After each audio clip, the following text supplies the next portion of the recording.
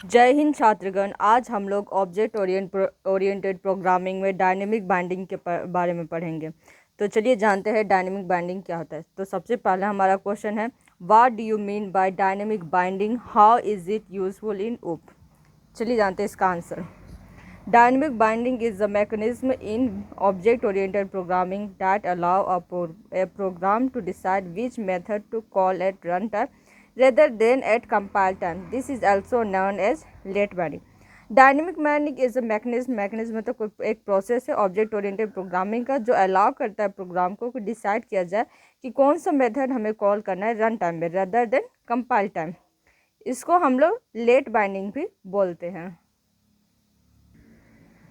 चलिए अब हम लोग यूजेस ऑफ डायनेमिक बाइंडिंग के बारे में पढ़ते हैं। डायनेमिक बाइंडिंग का यूज़ हम लोग पॉलीमॉर्फिज्म में करते हैं। तो चलिए जानते हैं कैसे। Dynamic binding is essential for polymorphism which allow object of different class to be treated as object of a common type. Dynamic binding बहुत ही जरूरी है। पॉलीमॉर्फिज्म मतलब जो एक से अधिक फॉर्म में होता है। ये एक उप्स का प्रॉपर्टी होता है जो हमने आपको पिछली क्लासेस में पढ़ाया था कि जैसे कि हम मान लेते हैं कि हम कोई अभी हम आपको पढ़ाते हैं, हम एक टीचर हैं, मान लेते हैं हम क्लास में पढ़ रहे तो उस टाइम हम एक स्टूडेंट है, उसका डिफरेंट फॉर्म होता है तो उसे हम लोग पॉलीमॉर्फिज्म बोलते हैं। ये ग्रीक का टर्म होता है।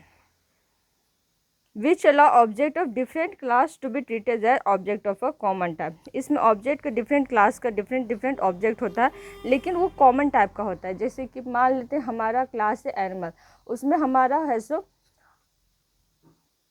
ऑब्जेक्ट होता है वो है सब एनिमल से रिलेटेड होता है, जैसे डॉग कैट उसी के टाइप में होता है कॉमन टाइप में।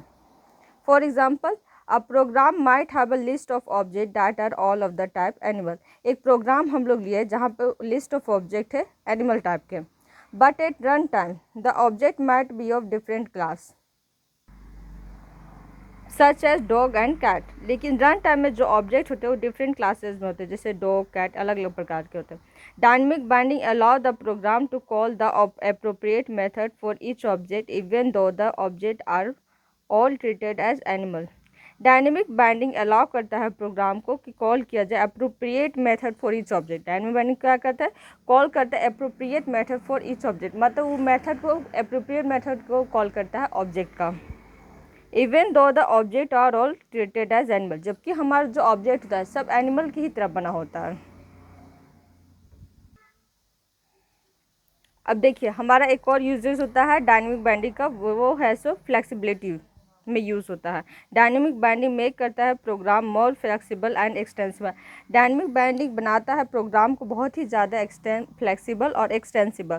फॉर एग्जांपल के लिए if a new class is added to a program, अगर हम एक न्यू क्लास ऐड करते हैं प्रोग्राम में, it can be used with existing code without requiring the code to be modified. तो उसको हम लोग आसानी से क्या करते हैं, ऐड कर सकते हैं बिना उसमें कोड में मॉडिफाई किए।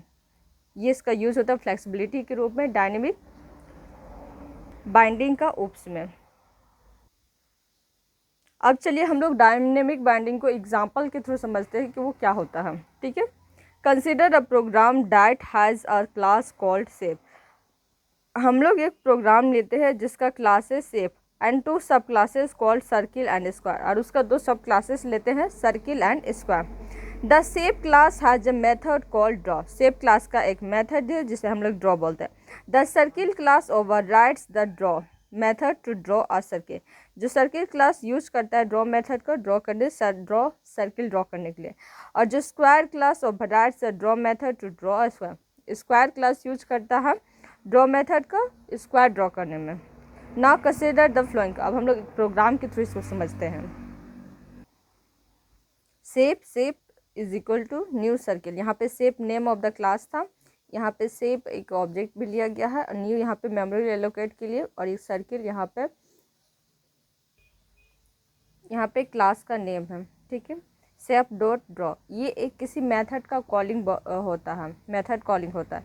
यहाँ पे देखिए in this code the draw method is called on the shape object. यहाँ पे ड्रॉ मेथड सेप ऑब्जेक्ट के ड्रॉ मेथड को कॉल किया गया है। ठीक है, because the shape is a circle object. यहाँ पे जो सेप है वो सर्किल ऑब्जेक्ट है, यहाँ पे जो सेप का ऑब्जेक्ट है वो सर्किल है। The draw method is of the circle class is called. जो ड्रॉ मेथड है ऑफ द सर्किल क्लास को यहाँ पे कॉल किया गया। This an example of dynamic binding. यहाँ पे एग्जाम्पल है ये डायनेमिक बाइंडिंग का। अब चलिए हम लोग मैसेज पासिंग के बारे में पढ़ते हैं। तो चलिए जानते हैं मैसेज पासिंग क्या होता है। An object oriented programme consist a set of object that communicate with each other. Object oriented programme consist करता है ऑब्जेक्ट जो एक दूसरे से कम्युनिकेट कर सके, इसी का मतलब मैसेज पासिंग होता है। ठीक है।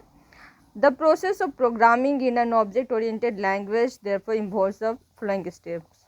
जो ऑब्जेक्ट और जो प्रोग्रामिंग होता है ऑब्जेक्ट ओरिएंटेड लैंग्वेज का, इसमें ये फ्लोइंग स्टेप्स होते हैं। First, creating class that define object and their behaviour. हम लोग को क्रिएट करना है क्लास को जो डिफाइन करेगा ऑब्जेक्ट को और उसके बिहेवियर को। क्रिएट करना ऑब्जेक्ट को from class definition. Establishing communication among object, उसके बाद इस्टेब्लिश करना पड़ता है communication among object.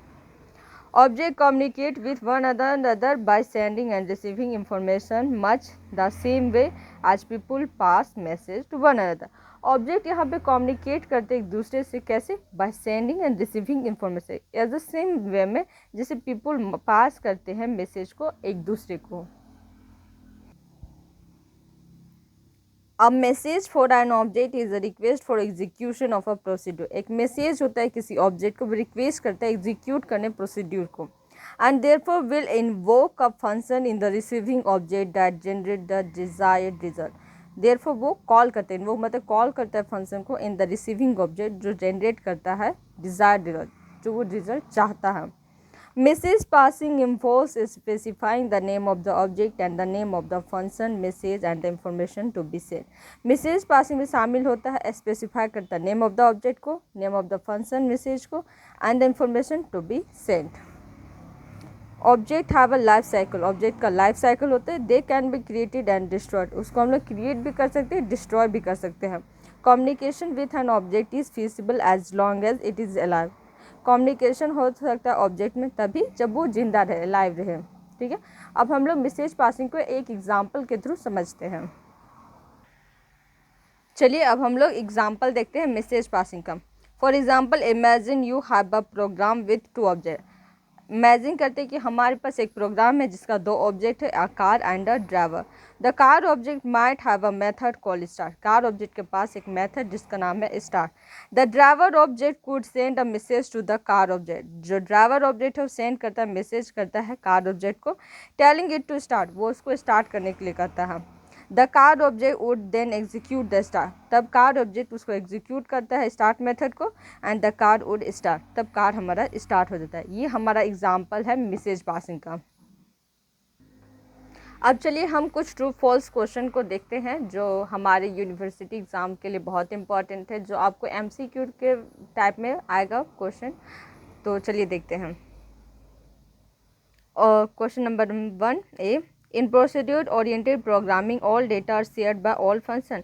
Procedure oriented programming में जो डेटा शेयर्ड होता है बाय ऑल फंक्शन, नहीं, ये प्रोसीड्यूर ओरिएंटेड प्रोग्रामिंग में नहीं होता है।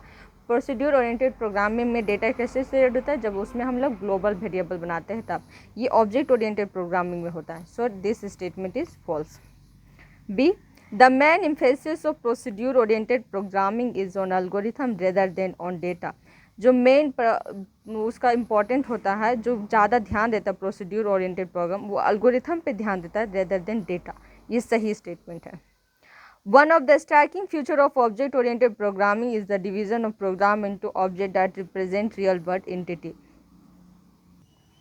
One of the important feature है ऑब्जेक्ट ओरिएंटेड प्रोग्रामिंग का, कि उसमें हम लोग प्रोग्राम को डिवाइड करते हैं ऑब्जेक्ट में जो रिप्रेजेंट करता है रियल वर्ल्ड एंटिटी को। ये ट्रू स्टेटमेंट है। Wrapping up of data of different types into a single unit is known as encapsulation. जब लोग रैप करते हैं डिफरेंट टाइप्स ऑफ डेटा को इनटू अ सिंगल यूनिट, उसको इनकैप्सुलेशन कहते हैं। ये ट्रू स्टेटमेंट है। E, one problem with OOP is that once a class is created it can never be change. ये गलत स्टेटमेंट। जब हम लोग कोई भी क्लास को क्रिएट करते हैं तो हम उसको चेंज कर सकते हैं। So that statement is false. Inheritance means the ability to use the data value of one object by another object. This statement is true. Inheritance में हम लोग एबिलिटी होता है कि हम लोग यूज़ कर सकते हैं डेटा वैल्यू को वन ऑब्जेक्ट से अनदर ऑब्जेक्ट में।